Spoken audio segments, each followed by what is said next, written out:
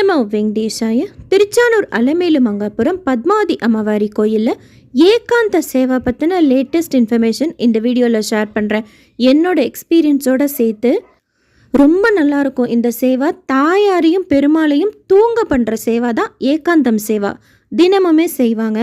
திருச்சானூரில் தரிசன டைமிங்ஸ்ன்னு பார்த்தா வெள்ளிக்கிழமை தவிர மற்ற நாட்களில் 4:30 மணிக்கு சுப்பிரபாதம் சேவா ஸ்டார்ட் பண்ணுவாங்க. 5 to 6 சகசர நாமார்ச்சனை இருக்கும். அதுக்கப்புறம் கோயில் சுத்தி செய்து நெய்வேத்தியம் செய்வாங்க. வாராந்திர சேவான்னு சொல்லிட்டு ஒரு நாளைக்கு ஒரு சேவா இருக்கும். இப்போ திங்கக்கிழமை பார்த்தீங்கன்னா அஷ்டதல பாத பத்மநாதனா இருக்கும். செவ்வாய்க்கிழமை எந்த சேவாவும் அந்த மாதிரி கிடையாது. ஒரு மாதத்தோட முதல் புதன்கிழமை கலசாபிஷேகம் சேவா இருக்கும். வியாழக்கிழமை திருப்பாவட சேவா இருக்கும். வெள்ளிக்கிழமை பற்றின இன்ஃபர்மேஷன் தனியாக ஷேர் பண்ணுறேன். சனிக்கிழமை புஷ்பாஞ்சலி சேவா இருக்கும். ஞாயிற்றுக்கிழமை எந்த சேவாவும் கிடையாது. ஸோ இந்த சேவா முடிஞ்சதுக்கப்புறம் பொது தரிசனம் ஆவரேஜாக அந்தந்த சேவாவை பொறுத்து 7லேருந்து 7:30 மணிக்கு ஸ்டார்ட் பண்ணுவாங்க. ஃபுல் டே கோயில் ஓப்பனில் இருக்கும். விஐபி பிரேக் தரிசனத்துக்கும் நெய்வேத்தியத்துக்கும் மட்டும்தான் தரிசனம் ஸ்டாப் பண்ணுவாங்களே தவிர நட சாத்த மாட்டாங்க. நைட்டு 9 மணியோட பொது தரிசனம் ஸ்டாப் பண்ணிடுவாங்க. அடுத்து வெள்ளிக்கிழமைகளில் 3:30 மணிக்கே சுப்பிரபாதம் சேவை ஸ்டார்ட் பண்ணிடுவாங்க. 4 to 5 சகசர நாமார்ச்சனை இருக்கும். அதுக்கப்புறம் கோயில் சுத்தி செய்து நெய்வேத்தியம் முடித்து அபிஷேகம் நடக்கும். அபிஷேக தரிசனம் முடித்து தாயாருக்கு அலங்காரம் முடித்து வெள்ளிக்கிழமை மட்டும் பொது தரிசனம் 9 மணிக்கு தான் ஸ்டார்ட் பண்ணுவாங்க. கோயில் நட சாத்துறது கூட 9:30 மணிக்கு தான் சாத்துவாங்க. இதில் இந்த ஏகாந்தம் சேவை எப்போ செய்வாங்கன்னா அந்த நாளோட பொது தரிசனம் முடித்ததுக்கப்புறம் ஏகாந்தம் சேவா ஸ்டார்ட் பண்ணுவாங்க. இதற்குண்டான டிக்கெட்ஸ் ஆஃப்லைனில் மட்டும்தான் கொடுப்பாங்க. எங்கே கொடுப்பாங்க அப்படின்னா நம்ம டிடிடியோட free luggage mobile deposit counter இருக்கும். அதுதான் கேட் நம்பர் 3. அங்கே போய் தான் நம்ம கவுண்டரில் டிக்கெட் வாங்கிக்கணும். ஒரு டிக்கெட் 50 ரூபா. 12 வயசுக்கு கீழே இருக்கிற குழந்தைங்களுக்கு டிக்கெட் தேவை கிடையாது. 8:30 மணிலேருந்து வெயிட் பண்ணுறதுக்கு ஸ்டார்ட் பண்ணுவாங்க. நம்ம மொபைல் லக்கேஜ் எல்லாம் அப்போ கூட நீங்கள் டெபாசிட் பண்ணிக்கலாம் கவுண்டரில். நம்ம திருப்பி நைட்டு வெளியில் வர்ற வரைக்கும் அந்த கவுண்டர் ஓப்பனில் தான் இருக்கும். ஸோ மொபைல் அலோட் கிடையாது. அந்த கேட் நம்பர் 3ல் ரைட் சைடில் உள்ள நுழைஞ்சா ஜென்ரலாக நம்ம மற்ற நாட்கள்லாம் போகிறப்ப இந்த 50 ரூபா டிக்கெட்லாம் வாங்குவோம். அதே கவுண்டரில் தான் இந்த ஏகாந்தம் டிக்கெட்டும் கொடுப்பாங்க. 50 ரூபா ஒரு டிக்கெட் வாங்கிட்டு 8:45 கொடுக்கறதுக்கு ஸ்டார்ட் பண்ணுறாங்க. ரஃப்லி 8:45.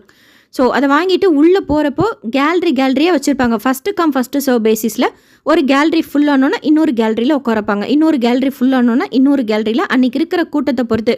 இவ்வளோதான் கோட்டா அப்படின்லாம் கிடையாது. அந்த டைம்குள்ளார எத்தனை பேர் வராங்களோ அத்தனை பேருக்கும் டிக்கெட் கொடுப்பாங்க. ஆனால் சேவா கரெக்ட் டைமில் ஸ்டார்ட் பண்ணிட்டுறதுனால நீங்கள் சேவா பார்க்கணுன்னா ஆன் டைமில் டிக்கெட்டும் வாங்கிக்கணும், கொஞ்சம் முன்னாடியும் போகணும். 9 மணிக்கு கேட் ஓப்பன் பண்ணுவாங்க. ஃபஸ்ட்டு கேலரி இருக்கிற கேட்டு அந்த ஹாலில் அந்த டிக்கெட் கவுண்டருக்கு அடுத்து ஒரு ஹால் இருக்கும். அங்கே கேலரியாக இருக்கும். அதில் ஃபஸ்ட்டு கேலரி ஓப்பன் பண்ணுவாங்க. ஆக்சுவலாக நான் சாப்பிட்டுட்டு போகிறதுக்கு கொஞ்சம் லேட் ஆகிடுச்சு. நான் அப்படி உள்ள நுழையிறப்ப தான் ஃபஸ்ட்டு கேலரியை ஓப்பன் பண்ணுறாங்க. அங்கே விஜிலன்ஸ்ட்டை கேட்டேன், நான் மட்டும்தான் வந்திருக்கிறேன், உள்ளே போகலாமா அப்படின்னு சொல்லிட்டு சொல்லிட்டாங்க. ஸோ ஃபாஸ்ட்டாக போனேன். ஏன்னா ஆல்ரெடி இந்த சேவை அட்டன் பண்ணியிருக்கேன். அந்த கேலரியிலேருந்து நீங்கள் படி ஏறி வெளியில் வந்தோன்னே டே டைம்லலாம் இந்த 50 ரூபா க்யூ பார்த்தீங்கன்னா லெஃப்ட்டில் ஒரு யூட்டர்ன் எடுத்து தான் நம்ம போவோம். ஆனால் நீங்கள் ஏகாந்தம் சேவா இல்லை ஸ்பெஷல் சேவாஸ்லாம் போகிறீங்கன்னா காலையில் ஜஸ்ட் அப்படி நம்ம அந்த படி ஏறி மேலே வெளியில் வந்தோன்னே ஸ்ட்ரைட்டாக போகணும். ஏன்னா அந்த இடத்துல கன்ஃபியூஸ் ஆகிடுவோம். நம்ம ஒரு யூட்டர்ன் எடுக்கிற கேப்பில் ஒரு 10 பேர் உள்ளே பூந்துருவாங்க. அதனால் ஜஸ்ட்டு படி ஏறி ஸ்ட்ரைட்டாக உள்ளே போனோம் அப்படின்னா ரைட்டில் திரும்பினா பேக் செக்கிங் பண்ணுற இடம் வந்துடும். பெஸ்ட்டு நீங்கள் பேக்கெல்லாம் எடுத்துகிட்டு போகாதீங்க. ஏன்னா அதை செக் பண்ணுற டைமுக்கு ஒரு 4 பேர் உள்ளே போவாங்க. மொபைலும் எடுத்துகிட்டு போகாதீங்க. சீக்கிரமாகவே முடிஞ்சிடும் இந்த சேவா. அதனால் நம்ம மேனேஜ் பண்ணிக்கலாம் தனி பாட்டில் கூட இல்லாமல். ஸோ உள்ளே போய் வெயிட் பண்ணுறோம் அப்படின்னா எங்கன்னா அந்த 50 ரூபா க்யூ வழியில் தான் அனுப்புவாங்க. வெயிட் பண்ணுற இடம் எங்கே அப்படின்னா மணி மண்டபம்னு சொல்லுவாங்க. 50 ரூபா தரிசனம் பொது தரிசனம்லாம் பார்க்க போகிறப்போ எந்த இடத்துல நின்று பார்ப்போமோ அந்த மண்டபத்துக்கு ஒரு கேட் இருக்கும், உண்டியல் இருக்கும். உள்ள அந்த கேட்டுக்கிட்ட நம்மளை வெயிட் பண்ண சொல்லுவாங்க. ஃபஸ்ட்டு நாதஸ்வரம் சத்தம் நம்ம காதில் விழும். அப்படியே நின்று கேட்டுக்கிட்டே இருக்கலாம். அமைதியாக இருக்கும். ஏன்னா பொது தரிசனம் முடிச்சிட்டதுனால இந்த டிக்கெட் ஹோல்டர்ஸ் மட்டும்தான் வருவாங்க. ரஃப்லி பார்த்திங்கன்னா ஒரு 30 பேர் 40 பேர் தான் இருப்பாங்க. ரொம்ப கூட்டமும் இருக்காது. சுந்தரராஜ பெருமாள் சன்னதி பலராமர் கிருஷ்ணர் சன்னதியும் சாத்திடுவாங்க.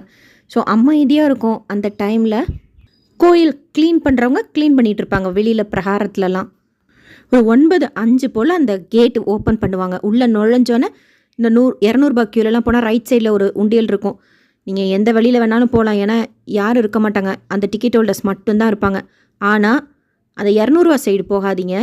இப்போ ஃப்ரீ தரிசனம் 50 ரூபாய் தரிசனம்லாம் போனால் எந்த சைடாக போமா, இப்போ லெஃப்ட் வழியாக இருக்கும் ஒரு மாதிரி, அந்த வழியாக போனீங்கன்னா நல்லா பார்க்க முடியும். நீங்கள் ரைட் சைடு 200 ரூபாய் க்யூவில் போனால் முன்னாடி நின்று பார்க்கலாம். அப்படின்னா முன்னாடி விஐபிஸ் இருப்பாங்க, டிடிடி ஸ்டாஃபுங்கெல்லாம் இருப்பாங்க. ஸோ இப்போ நம்ம அந்த 50 ரூபா தரிசனத்தில் போகிறப்ப கொஞ்சம் மேடை ஹைட்டாக இருக்கிறதுனால பார்க்குறதுக்கு ரொம்ப நல்லாயிருக்கும். ஒரு 10 பேருக்குள்ளார எப்படியாச்சும் ட்ரை பண்ணி மேக்ஸிமம் உள்ளே போயிடுங்க. ஈவன் 10-15 பேருக்குள்ளார. ஆனால் நான் ஃபஸ்ட்டாக தான் போனேன். அதுக்கப்புறம் போனால் பார்க்க முடியாதானா பார்க்கலாம், தாயாரை பார்க்கலாம். ஆனால் அந்த சேவை பார்க்கணுன்னா ஒரு அட்லீஸ்ட் ஒரு 15 பேருக்குள்ள யாராச்சும் நம்ம இருந்தோம் அப்படின்னா அட்ஜஸ்ட் பண்ணிவிட்டு நம்ம பார்க்கலாம். அதுலேயே ஃப்ரண்ட்டில் இருந்தீங்கன்னா இன்னும் ரொம்ப நல்லாயிருக்கும் அந்த எக்ஸ்பீரியன்ஸே. ஸ்க்ரீன் போட்டு தாயார் இருக்கிற கர்ப்பகிரமும் கதவே சாத்தியிருப்பாங்க. நம்ம அப்படியே நிற்கணும். அந்த நிலப்படி இருக்கும் மணிமண்டபத்துக்கிட்ட, அங்கே அந்த நிலப்படிக்கிட்ட நாதஸ்வரத்தில் ஒருத்தர் தூங்க பண்ணுறதுக்குன்னு ஒரு ராகம் இருக்கும் போல இருக்குது, அதை வாசிப்பாங்க. இன்னொரு இன்ஸ்ட்ருமெண்ட், அது கோல்னு முடியும், அது நேம் சொன்னாங்க எனக்கு மறந்துருச்சு. அதில் அப்பப்போ அவங்களும் அந்த இன்ஸ்ட்ருமெண்ட் வாசிப்பாங்க. இவங்க மட்டும்தான் வாசிப்பாங்க. உள்ளே அப்படியே ஸ்டாஃப் இருப்பாங்க. அதாவது எங்கே அப்படின்னா அர்த்த மண்டபம் சொல்லுவாங்க. ஸ்ரீ ராமானுஜர் விஸ்வக்ஷனர்லாம் அங்கெல்லாம் நம்மளை அலோவ் பண்ண மாட்டாங்க. டார்க்காக தான் இருக்கும். அந்த இடம் எல்லாமே லைட்லாம் ஆஃப் பண்ணிவிட்டு கதவும் சாத்தியிருப்பாங்க. ஒரு 5 மினிட்ஸ் அப்படியே நம்ம அங்கே நிற்கணும். அப்பயே நம்ம ரிலாக்ஸ் பண்ணிவிட்டு கம்ப்ளீட்டாக எப்படி தாயாரை பார்க்க போகிறோம் அப்படிங்கிற ஒரு ஃபீலிங் வந்துடும். ஃபஸ்ட்டு ஸ்க்ரீன் விளக்குவாங்க, கதவை திறப்பாங்க நம்ம முன்னாடி.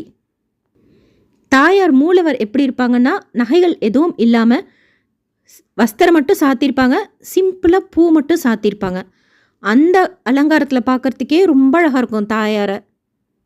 ஈவன் திருமலாவில் கூட ஏகாந்தம் சேவை நடக்கிறதுக்கு முன்னாடி தரிசன டைமில் அந்த நட சாத்திரத்தப்பெல்லாம் போகிறப்ப அப்படின்னா பெருமாளையும் நம்ம பார்க்கலாம். அந்த ஏகாந்தம் சேவை அலங்காரத்தில் சிம்பிளாக பூ மட்டும் சாத்தியிருப்பாங்க துளசி மாலையோட பெருமாளுக்கு. அந்த மாதிரி நகைகள்லாம் கலைஞ்சு சிம்பிளாக பூ மட்டும் சாத்தியிருப்பாங்க தாயாருக்கு. விளக்கு இருக்கும் கர்ப்பகிரகத்தில். அதுக்கு முன்னாடி உற்சவமூர்த்தி இருப்பாங்க. ஆதிசேஷன், அதாவது ஊஞ்சலில் ஆதிசேஷன் மேலே பெருமாள் படுத்துட்டு இருப்பார் உற்சவமூர்த்தி. கல்யாண உற்சவம்லாம் போகிறப்போ பெருமாளுக்கும் தாயாருக்கும் நடக்கும் திருக்கல்யாணம். அப்போ அந்த பெருமாளை நம்ம பார்ப்போம். மற்ற நேரத்தில் அந்த பெருமாள் தாயாருக்கு முன்னாடி இருக்கிற மண்டபத்தில் இருப்பார். அந்த பெருமாளை தூங்க பண்ணியிருப்பாங்க. தாயார் உற்சவமூர்த்தி தாயார் அப்படியே பெருமாள் திருப்பாதத்துக்கிட்ட உட்கார பண்ணியிருப்பாங்க. ஊஞ்சல் ஆட்டிக்கிட்டே இருப்பாங்க. கோவிந்தா கோஷம் போடக்கூடாது, பத்மாதி தேவே நமக்கு எதுவுமே சொல்லக்கூடாது, நம்ம அமைதியாக இருக்கணும். அவங்களே அங்கே இன்ஸ்ட்ரக்ஷன்ஸ் கொடுப்பாங்க. ஏன்னா தூங்க பண்ணுற சேவா அப்படிங்கிறதுனால அந்த ஆதிசேஷன் ஊஞ்சலை அப்படியே ஆட்டி ஆட்டி ஆட்டி ஆட்டி தாயாருக்கு தீபாரதனை காமிப்பாங்க. ஃபஸ்ட்டு மூலவர் தாயாருக்கு, அதுக்கப்புறமா உற்சவமூர்த்திக்கு காமிப்பாங்க. ஃபஸ்ட்டு ஒரு தீபம் காமிக்கிறாங்க, மறுபடியும் ஒரு தீபம் காமிக்கிறாங்க. இதெல்லாம் நீங்கள் பார்க்கணும் அப்படின்னா, ஏன்னா அவ்வளோ நல்லாயிருக்கும். நான் சொல்கிறத விட அங்கே நின்று பார்க்குறதுக்கு ரொம்ப நல்லாயிருக்கும். தாயாரை பெருமாளை ஊஞ்சலில் தூங்க பண்ணி ஆட்டி விடுறது. தாயார் உட்காந்துருப்பாங்க பெருமாள் திருப்பாதத்துக்கிட்ட, பெருமாள் தூங்கிட்டு இருப்பார் ஆதிசேஷன் ஊஞ்சல் மேலே. அது பார்க்குறதுக்கு அவ்வளோ நல்லாயிருக்கும். அதனால தான் மேக்ஸிமம் ட்ரை பண்ணி முன்னாடி போயிடுங்க. இல்லைனா கூட்டம் நிறைஞ்சிருச்சுன்னா வெளியில் க்யூவில் நம்ம வெயிட் பண்ணுற மாதிரி இருக்கும். அந்த தீபாரதனெல்லாம் நம்ம பார்க்க முடியாது. அதனால தான் கொஞ்சம் சீக்கிரமாக போயிடுங்க.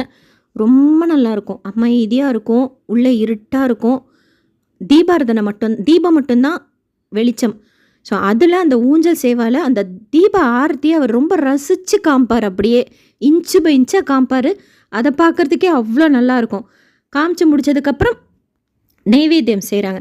நெய்வேத்தியம் செஞ்சு முடிச்சிட்டதுக்கப்புறம் அவ்வளோதான்.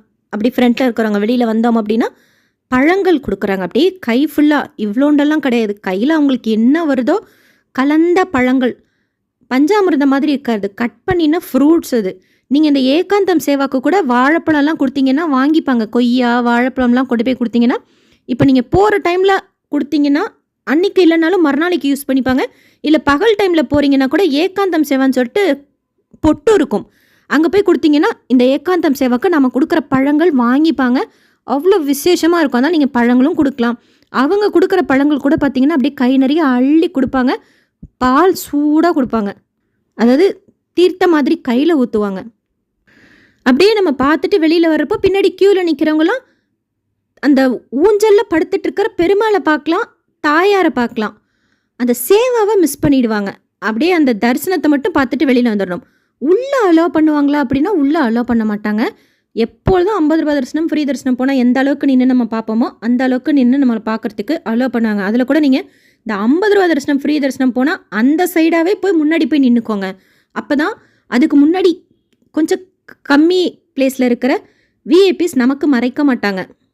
அவர் மாமா அப்படியே அணுவாக ரொம்ப ரசித்து தீபம் காமிப்பார் சுவாமிக்கு. அதை பார்க்குறதுக்கே ரொம்ப நல்லாயிருக்கும். அந்த ஊஞ்சலில் பெருமாள் படுத்துட்டு இருக்கிறத பார்க்குறதோட சேர்த்து நீங்கள் அட்டன் பண்ணியிருந்தீங்கன்னா உங்களோட எக்ஸ்பீரியன்ஸ் ஷேர் பண்ணுங்கள். இல்லை போகிறீங்க அப்படின்னா கூட திருச்சானூருக்கு எப்போ வேணாலும் இந்த சேவா மிஸ் பண்ணாதீங்க. நிறைய பேருக்கு தெரியாமையும் இருக்கலாம், நிறைய பேருக்கு தெரிஞ்சும் இருக்கலாம். பொது தரிசனம் முடிஞ்சிருச்சுன்னு பொதுவாக சொல்லிவிடுவாங்க நீங்கள் வெளியில் இருக்கிறவங்கள்ட்ட கேட்டால். ஏகாந்த சேவான்னு சொல்லிட்டு சொல்லி கேளுங்க. அப்போ தான் டிக்கெட் கொடுக்குற கவுண்டர் ஒரு வேளை இப்போ நான் சொல்கிறது உங்களுக்கு புரியலனா கூட எங்கங்கிறத அவங்க சொல்லுவாங்க. ஏகாந்தம் சேவான்னு சொல்லுங்கள். ஆல்மோஸ்ட் டெய்லியுமே இருக்கும் இந்த சேவா. அப்படியே நம்ம வெளியில் பார்த்துட்டு வர்றப்போ கொடிமரத்துக்கிட்ட முண்டியல் இருக்கும். அப்படியே ஸ்ட்ரைட்டாகவே நம்ம வெளியில் வரலாம். பிரசாதம் இந்த பாலும் அந்த பழங்களும் தான், வேறு எதுவும் கொடுக்க மாட்டாங்க. அண்ட் பிரகாரம் சுற்றி வரலாம். ஆனால் சன்னதிகள் சுந்தரராஜ பெருமாள் சன்னதி, பலராமகிருஷ்ண சன்னதி எல்லாம் சாத்தியிருக்கும். ஸோ அப்படியே ஒரு ரவுண்டு போயிட்டு வெளியில் வந்துடணும். வெளியில் வந்துட்டு கூட போயிடாதீங்க, அங்கேயே இருங்க. கதவை அடைச்சதுக்கப்புறம் கோயிலுக்கு சுற்றி போடுவாங்க. அது பார்க்குறதுக்கும் ரொம்ப நல்லாயிருக்கும். அதுக்கப்புறம் வந்து நம்மளோட லக்கேஜ் எடுத்துக்கலாம், மொபைல் எடுத்துக்கலாம். ஓப்பனில் தான் இருக்கும். நான் மொபைல் ஈவன் ரூம் போட்டிருந்தா கூட கவுண்டரில் தான் கொடுத்தேன். ஃப்ரீ தான் டிடிடியோடது. ஸோ வாங்கிக்கலாம். அதோடு அதுக்கப்புறம் டோட்டலாக மெயின் என்ட்ரன்ஸ் க்ளோஸ் பண்ணிவிடுவாங்க உள்ளே இருக்கிற பக்தர்கள்லாம் வெளியில் வந்ததுக்கப்புறம். இதுதான் ஏகாந்தம் சேவா. இதே மாதிரி ஸ்ரீனிவாச மங்காபுரம்லேயும் ஏகாந்தம் சேவா அட்டன் பண்ணிவிட்டு எக்ஸ்பீரியன்ஸ் ஷேர் பண்ணிக்கேன். அங்கே கூட ரொம்ப நல்லாயிருக்கும். அப்படியே திருப்பதி பெருமாளுக்கு ஆக்சுவலாக அவரை மாதிரி தான் இருப்பார். அதனால் அவருக்கு செய்கிற மாதிரியே ஒரு ஃபீல் நமக்கு கொடுத்துருவாங்க. ஸ்ரீனிவாச மங்காபுரமில் கோவிந்தராஜ சுவாமி கோயிலில் கூட ஏகாந்தம் சேவா இருக்குது. ஸோ நீங்கள் போனீங்கன்னா தரிசனம் பார்த்துட்டு அப்படியே வெயிட் பண்ணோன்னா இந்த சேவாவும் ரொம்ப ஸ்பெஷலாக இருக்கும். பார்க்குறதுக்கு ரொம்ப நல்லாவும் இருக்கும். நான் இப்போ எப்படி ஃபீல் பண்ணி சொல்லணும் அதே மாதிரி நீங்களும் நல்லா இருந்துச்சு அப்படின்னு சொல்லுவீங்க. ஸோ மிஸ் பண்ணாமல் பாருங்கள். ஏகாந்த சேவா 50 ரூபா ஒரு டிக்கெட் இங்கே திருச்சானூர் பத்மாவதி அம்மவாரி கோயிலில். இந்த வீடியோ உங்களுக்கு இன்ஃபர்மேட்டிவாக இருக்கும்னு நினைக்கிறேன். திருச்சானூர் பத்மாவதி அம்மவாரி கோயிலில் வேறு ஏதாவது டவுட் இருந்தால் கமெண்ட் செக்ஷனில் கேளுங்க. நிறைய சேவாஸ் பற்றின இன்ஃபர்மேஷன் என்னோடய எக்ஸ்பீரியன்ஸோடு சேர்த்து ஷேர் பண்ணியிருக்கேன். செக் பண்ணி பாருங்கள். நீங்கள் தரிசனத்துக்கு போகிறப்போ உங்களுக்கு யூஸ்ஃபுல்லாக இருக்கும். சேவா பற்றி தெரிஞ்சுக்கிறதுக்கு இன்ஃபர்மேட்டிவாகவும் இருக்கும். இந்த வீடியோ லைக் பண்ணி நிறைய பக்தர்களுக்கு ஷேர் பண்ணுங்கள். எல்லாருமே ஒரு தடவையாச்சும் இந்த சேவா அவசியமாக பார்க்கணும். அவ்வளோ சந்தோஷமாக இருக்கும். அப்புறமா நினச்சி பார்க்குறதுக்கும் சரி அவ்வளோ நல்லா இருக்கும். எஸ்எஸ்பி லைஃப் ஸ்டைல் யூடியூப் சேனலை ஃபஸ்ட் டைம் பார்க்குறீங்கன்னா சப்ஸ்கிரைப் பண்ணி வச்சுக்கோங்க. இந்த மாதிரி நிறைய யூஸ்ஃபுல்லான இன்ஃபர்மேஷன் திருப்பதி பற்றி எவ்ரிடே ஷேர் பண்ணிட்டு வரேன். செக் பண்ணி பாருங்கள். நம்ம ஊரில் இருக்கக்கூடிய கோயில்கள், மற்ற ஸ்டேட்ஸில் இருக்கக்கூடிய கோயில்கள் பற்றியும் அப்பப்போ ஷேர் பண்ணுறேன்.